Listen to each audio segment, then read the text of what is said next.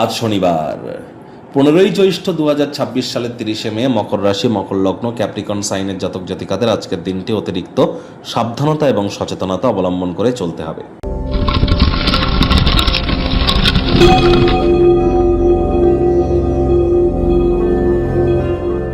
ভিডিওটির শুরুতেই স্ক্রিনে আপনারা দেখতে পাচ্ছেন শনি মহারাজের প্রণাম মন্ত্র। ওম নীলাঞ্জন চয় প্রক্ষং রবি সুতং মহাগ্রহম ছায়া গর্ভসম্ভূতং তং নমামি শনিশ্চরম।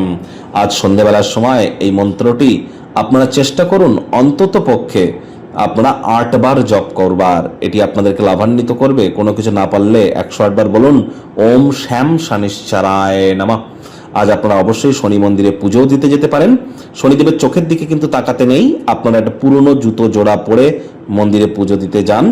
আর পুজো দিতে যাওয়ার সময় আপনারা কালো তিল, সরিষার তেল, নীল রঙের অপরাজিতা ফুল, কিছু গুড়, এবং কিছু ফল প্রসাদ, 5 রকম ফল মিষ্টি, এগুলি আপনারা নিয়ে যান এবং একটি নীল রঙের মোমবাতিও নিয়ে যান।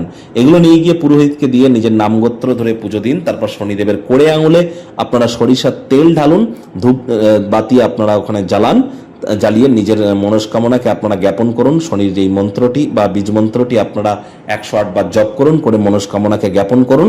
তারপরে জুতো জোড়া যে দুটি পরে গিয়েছিলেন সে দুটি ওখানে ছেড়ে রেখেই চলে আসুন। ইদার খালি পায়ে অথবা নতুন জুতো পরে। পুরনো জুতো জোড়ার যেন আর খোঁজ আপনারা নেবেন না। আবারও বলছি, শনিদেবের চোখের দিকে তাকাবেন না। আজ সরিষার তেল বেগুন খাবেন না। সরিষার তেল বেগুন লবণ লোহা এগুলি যেন কিনবেন না। সাদা রঙের বস্ত্র পরিধান করবেন না। বাড়িতে পুরনো কোনো ঘড়ি বা পুরনো কোনো ছাতা বা পুরনো কোনো চামড়ার জিনিস বা পুরনো কোনো যদি তালা থেকে থাকে সেগুলিকে ইদার ফেলে দিন অথবা রিপেয়ার করুন। ভাগ্য মিটার আজ আপনাদের বলছে 4 আউট অফ 10 ভাগ্য আপনাদের অনুকূলেই থাকবে। দেখুন, কোনো নেগেটিভ বা নেতিবাচক কথাবার্তা বলতে আমাদেরও কিন্তু ভালো লাগে না। তবে এই গ্রহ নক্ষত্রের হেরফের অনুযায়ী ইন জেনারেল ডেলি প্রেডিকশন আমরা প্রস্তুত করে থাকি। ইন জেনারেল ডেলি প্রেডিকশন মানে দেখুন, এই আলোচনাটি এই পৃথিবীতে যতজন মকর রাশির জাতক জাতিকা আছেন তাদের প্রত্যেকের জন্য, আপনার জন্য কিন্তু ব্যক্তিগত নয়।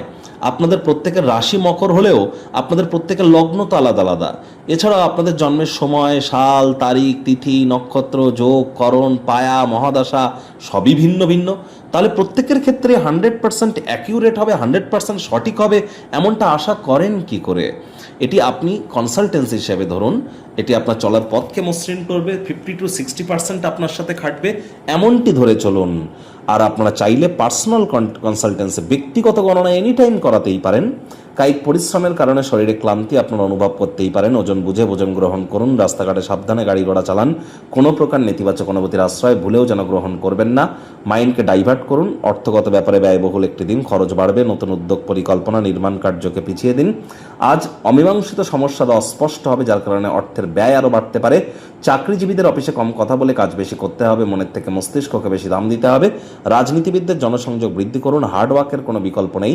কোনো স্থানে সফর বা ভ্রমণ যদি করেন, নতুন নতুন স্থান দেখার পাশাপাশি গুরুত্বপূর্ণ ব্যক্তিবর্গদের সাথেও সাক্ষাৎ হবে।